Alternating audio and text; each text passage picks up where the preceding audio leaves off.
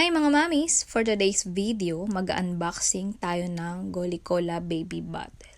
So may mga iba siguro mga mamis dito katulad ko na curious din sa bottle na to.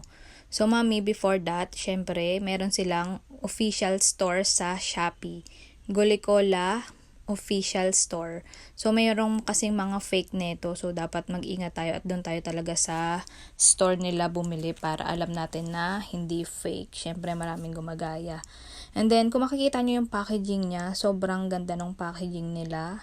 So doble yung box niya, and then may manual pa siya kung paano alagaan yung bottle.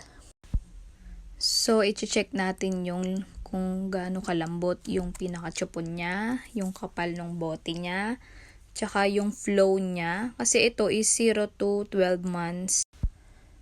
Ang ganda ng design niya. So, naka-new design na rin sila. Para na rin siya talagang nipple, appropriate for latching. So, ang lambot ng pinaka-nipple niya. Wide neck na rin siya, so hindi siya mahirap linisin or hugasan. Ang ganda niya, no? Looks expensive, tsaka mukhang social yung itsura niya. So, anti-colic bottle na rin siya. Smooth suction, preventing excessive air intake. Kasi lalo na sa mga babies, importante yun. Kasi yung baby ko si Matt dati, hindi ko pa naman na-discover yung mga gantong mga bottle. So, lagi siyang sumasakit yung tiyan. Lagi siyang irritable.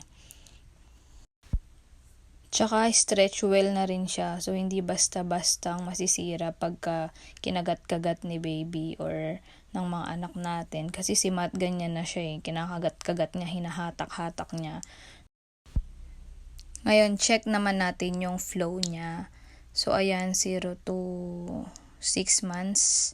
So, ganyan yung flow niya. Yan yung pinaka mabagal. Lilinisin muna natin and then i-sterilize ko kasi ipapagamit ko kay Matt kung magugustuhan niya. Para makita nyo talaga kung maganda siya kay baby. Para kung gusto nyong itry.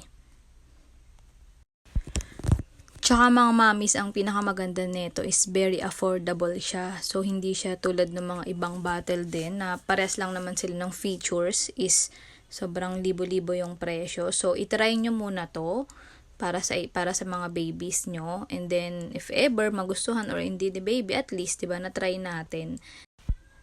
At least hindi ganon kasakit sa puso pag alam mong mahal yung bili mo tas ayaw. At least ito, mura lang. Almost 200 lang to.